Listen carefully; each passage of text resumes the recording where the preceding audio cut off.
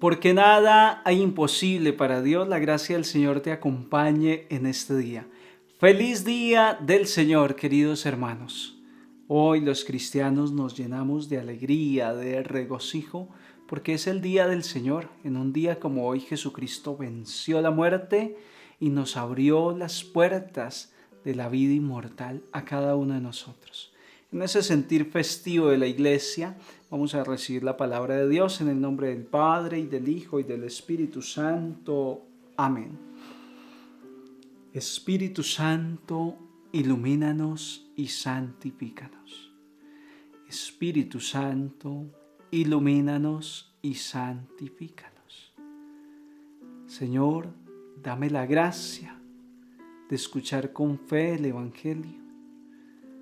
Dame la gracia de dejarme transformar por tu palabra. Espíritu Santo, conviértenos en auténticos discípulos. Amén. Quiero compartirles el Evangelio de San Lucas en el capítulo 1, versículos 1 al 4 y capítulo 4, versículos 14 al 21. Ilustre Teófilo, muchos han emprendido la tarea de componer un relato de los hechos que se han verificado entre nosotros, siguiendo las tradiciones transmitidas por los que primero fueron testigos oculares y luego predicadores de la palabra. Yo también, después de comprobarlo todo exactamente desde el principio, he resuelto escribírtelos por su orden, para que conozcas la solidez de las enseñanzas que has recibido. En aquel tiempo Jesús volvió a Galilea con la fuerza del Espíritu, y su fama se extendió por toda la comarca.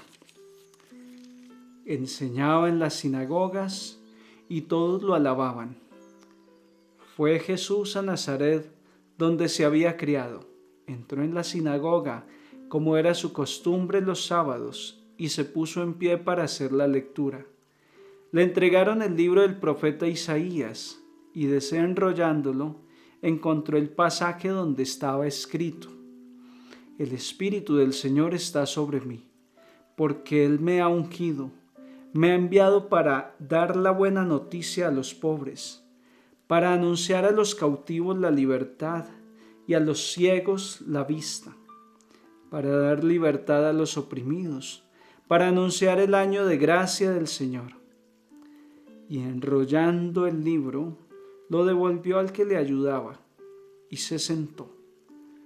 Toda la sinagoga tenía los ojos fijos en él, y él se puso a decirles: Hoy se cumple esta escritura que acabáis de oír.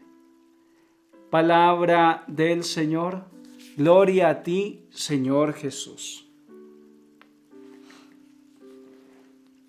Bien, el Evangelio de hoy se compone en dos partes bien pronunciadas.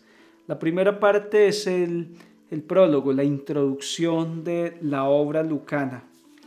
San Lucas explica a un amigo, Teófilo, el proceso de la conformación de la Sagrada Escritura. Y en un segundo momento, pues ya es la vida pública de Jesús, como después de aquel tiempo de ayuno y oración en el desierto, pues Jesús ya sale a predicar por todas las sinagogas y por toda la comarca. Vamos a lo primero. Cuando uno analiza estos detalles de cómo se conformó la Sagrada Escritura del Nuevo Testamento, yo me siento orgullosamente católico. De verdad que sí. Pues me doy cuenta que en una época los evangelios no estaban escritos. Las cartas paulinas no existían, no existía el Apocalipsis. En esa época reciente del cristianismo, en esa época naciente, todo era tradición oral. Quien había sido testigo iba contando la experiencia que había tenido. Dice Lucas: muchos han emprendido la tarea de componer un relato de los hechos que se han verificado entre nosotros, siguiendo las tradiciones transmitidas por los que primero fueron testigos oculares y luego predicadores de la palabra. Dice Lucas, yo también, después de comprobarlo todo exactamente desde el principio, he resuelto escribirlos por su orden, es decir, Dios le dio la orden a Lucas de escribir. ¿Por qué me interesa destacar este punto? Porque es que después de 2000 años hay muchas denominaciones cristianas y se atreven incluso a decir que la traducción de la Biblia católica no es la auténtica. Decimos en Colombia, es como el hijo quererle enseñar a ser hijos al papá, algo así. La autoridad que tiene la Iglesia Católica en el tema de la Sagrada Escritura, de la teología, de la tradición, es una autoridad única y auténtica. El magisterio de la Iglesia ha velado ininterrumpidamente para que las traducciones de la Sagrada Escritura sean fieles a lo original. Y si los hermanitos separados de la Iglesia tienen la Sagrada Escritura, es porque la bebieron de la Iglesia Católica. Y después vienen a hablar mal de la Iglesia Católica, cuando la herencia y la tradición cristiana es la Iglesia que fundó Jesucristo, la única Iglesia. Eso como cultura del catolicismo. La Sagrada Escritura se fue componiendo poco a poco y después fue la Iglesia Católica la que en una reunión, un concilio, determinó en esa traducción de los 70 cuáles eran los libros que habían sido inspirados por el Espíritu Santo para conformar ya el Nuevo Testamento. Bueno, lo otro que quiero reflexionar es en torno a la vida pública de Jesús, una vida marcada por la acción del Espíritu Santo. San Lucas es el evangelista del Espíritu Santo. Y San Lucas tiene muy en claro de que es el Espíritu Santo quien desciende sobre Jesús el día del bautismo, que es el Espíritu Santo el que obró la encarnación del Verbo en el vientre de María, que es el Espíritu Santo quien lo arrebata al desierto y lo prepara en oración, que es el Espíritu Santo quien luego lo trae, lo impulsa a Galilea por la fuerza del Espíritu Santo a predicar la palabra. El ministerio, la vida pública de Jesús está enmarcada por el Espíritu Santo. Y un broche de oro es esto que sucede en la sinagoga cuando vuelve entonces a la sinagoga como de costumbre lo hace los sábados, como todo buen judío, como lo ha aprendido de José y de María. Él viene a la sinagoga y le pasan el pergamino y él desenrolla y le cae donde se enrolló el profeta Isaías, donde es la promesa del Espíritu. El Espíritu del Señor está sobre mí y me ha ungido, me ha enviado a anunciar la buena noticia. Y dice Jesús, hoy se ha cumplido esta escritura. Y así empezó la vida pública Jesús. ¿Por qué quiero destacar esto?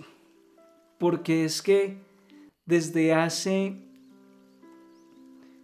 más de 50 años hay un despertar en el espíritu de la Iglesia Católica.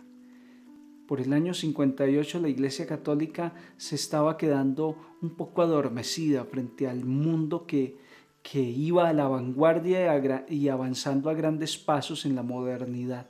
Y la Iglesia se había quedado como anquilosada, como retrasada. Y en ese momento el Papa Juan XXIII se da cuenta que la Iglesia perdió esa chispa inicial, esa chispa propositiva, una Iglesia que iba a la vanguardia del mundo, como sucedió en el origen. Y dijo el Papa, ¿qué es lo que le falta a la Iglesia? Le falta esa chispa de Pentecostés. Y el Papa entonces hizo una oración para convocar el concilio. Renuevo, oh Dios, tus maravillas en la Iglesia como en un nuevo Pentecostés. Y desde ahí la Iglesia tuvo una vitalidad, una gracia nueva que lo hemos llamado la renovación de la Iglesia, la renovación en el Espíritu. Fruto de ello el Concilio Vaticano II y todos los cambios que se han dado, cambios favorables en la Iglesia para seguir evangelizando el mundo moderno. Viene ese despertar del Espíritu. Yo soy fruto de ese despertar del Espíritu. En el año 2002 recibí esa experiencia del Espíritu Santo a través de los grupos de oración aquí en mi pueblo, en mi comunidad parroquial, y desde entonces he vivido una fe más viva, más auténtica, y mi misión ha sido desde entonces compartir esa experiencia en misiones por un lado con jóvenes, misiones de vereda, misiones de seminarista, misiones en la radio, en la tele, misiones en estas redes sociales. Ha sido compartir esa experiencia del Espíritu. Hoy quería recordarte que la vida del cristiano se mueve por el Espíritu Santo. Ya lo decía San Serafín de Sarot, que lo más importante en la vida de un cristiano es recibir el Espíritu Santo. Como quien dice, si recibo el Espíritu Santo ya, tranquilo que ya tengo lo más importante. San Lucas se esmera en expresar en su evangelio que el Espíritu Santo es lo que mueve la obra de Jesús. El Espíritu Santo es lo que mueve la obra de la Iglesia hoy. Existe el Papa, existen los sacerdotes, la predicación por obra del Espíritu Santo. Y un cristiano, un católico, puede ser católico, es por obra del Espíritu Santo. Yo quiero motivarte a adentrarte en el conocimiento del Espíritu Santo, a despertar una devoción más especial por la persona del Espíritu Santo y a dejarte guiar por Él, a pedir sus dones, sus gracias para que puedas ser un auténtico cristiano y cumplir tu misión. Jesús pudo cumplir la misión porque se dejó guiar por el Espíritu Santo. Tú vas a poder cumplir tu misión en esta vida si te dejas guiar por el Espíritu Santo. Les hablaba de la misión estos días, pues la clave para vivir, poder cumplir con la misión que yo tengo es el Espíritu Santo. La gracia del Señor con todos ustedes y les bendigo en el nombre del Padre, del Hijo y del Espíritu Santo. Una feliz semana para todos.